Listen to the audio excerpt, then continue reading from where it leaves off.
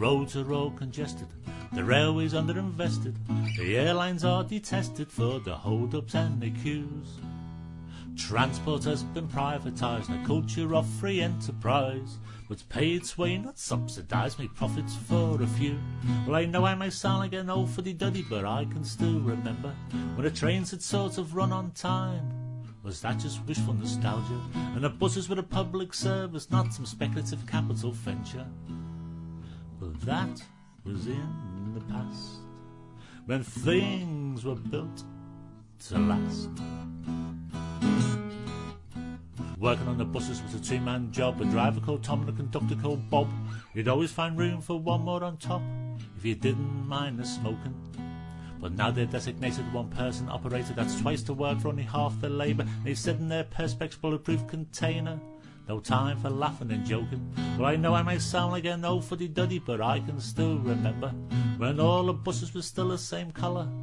A service user was simply a passenger, and I knew where all the routes would go. But now having a clue, don't either's the driver.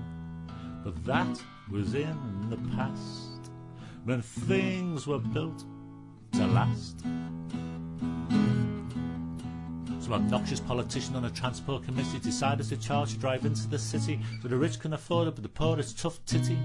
Some things never changes. The Prime Minister says choices have to be made. It may cost the earth, but a price must be paid. You'll have to get tough if he cannot persuade, and we don't heed the dangers. Well, I know I may sound like an old fuddy-duddy, but I can still remember when the trains used to run in the winter and summer, and any kind of weather, and the ethos was a good job well done, but now nobody seems to bother.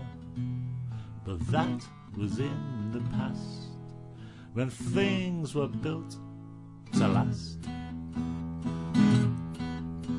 All the motorways they build just ground to a halt. It's the wrong type of snow, they run out of rock salt, and they all cry in unison it wasn't our fault. It's all in the government's report. So I think I'd better get out me bike or stick out me thumb and try to hitchhike, but they might fight back and all go on strike to keep our public transport. Well, I know I may sound like an old fuddy-duddy, but I can still remember